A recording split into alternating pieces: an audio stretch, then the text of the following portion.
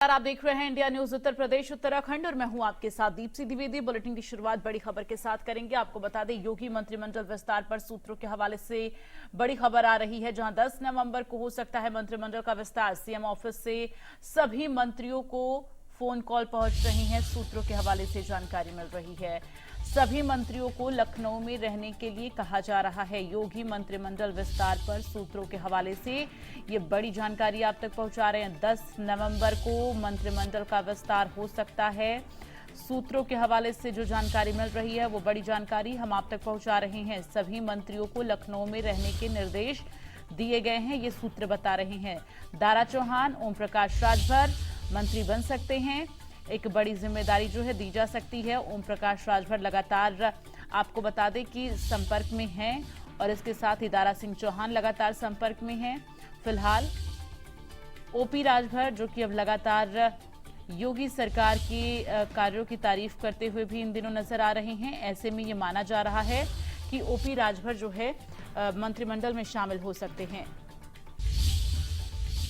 तो ये बड़ी जानकारी आप तक पहुंचा रहे हैं। आपको बता दें, योगी मंत्रिमंडल विस्तार पर सूत्रों के हवाले से ये बड़ी जानकारी आ रही है, जहां ओपी राजभर और दारा सिंह चौहान को मंत्री में शामिल किया जा सकता है।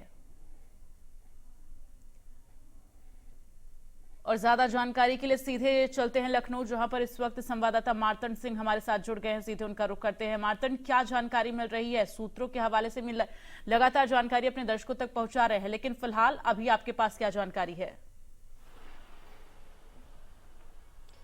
जी बिल्कुल, देखिए, एक फोन कॉल जो है मुख्यमंत्री ऑफिस से लगभग सभी मंत्रियों को गया है और उनको कहा गया है कि 10 नवंबर को वो लखनऊ में मौजूद रहें। इसी से ये कयासों का दौर शुरू हुआ है, क्योंकि काफी लंबे समय से ये कयास लगाया जा रहा है कि योगी सरकार का मंत्रिमंडल विस्तार हो सकता है। घोसी उपचुनाव के समय से ये बातें की जाती रही। हालांकि घोसी उपचुनाव में जो परिणाम भारतीय जनता पार्टी के अनुरूप नहीं आए, दारा सिंह चौहान चुनाव हार गए, उसके बाद से लगातार ये मंत्रिमंडल विस्तार डिले होता गया। उस समय ये भी कहा गया कि दारा सिंह चौहान का अब मंत्री बनना चूंकि थोड़ा अधर में लटक गया है, लेकिन कहीं ना कहीं उसके बाद दारा सिंह चौहान ने लगातार लखनऊ से लेकर दिल्ली तक जो आला कमान है पार्टी, वहां पे परिक्रमा की, उन लोगों से मिले, बड़े नेताओं से मिले, जेपी नड्डा से मिले, अमित शाह से मिले।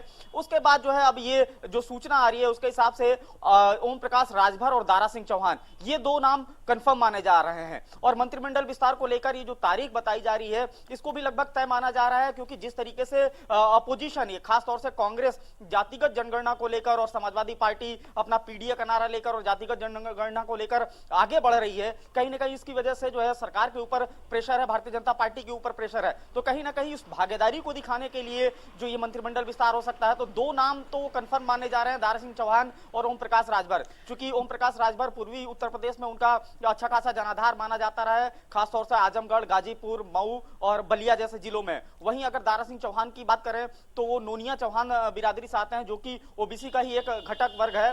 तो और उसमें मऊ और आसपास के जिलों में काफी अच्छा खासा प्रभाव है इस जाति का। तो इसको देखते हुए ये माना जा रहा है कि ये दोनों लोगों का नाम तय है फिलहाल। हालांकि जो सूचना आ रही है उसके हिसाब से दो और नाम जो है इस मंत्रिमंडल में शामिल हो सकते हैं। हालांकि अभी नामों का खुलासा नहीं हो पा रहा है, लेकिन वो भी जो है ओबीसी बिरादरी से हो सकते हैं। ठीक है मार्तंड, आप लगातार जिक्र कर रहे हैं ओपी राजभर का, इसलिए सवाल ये भी उठता है, चूंकि इससे पहले भी ओपी राजभर जो है गठबंधन में रहे थे और लेकिन उन्होंने किनारा कस लिया था विधानसभा चुनाव के दौरान।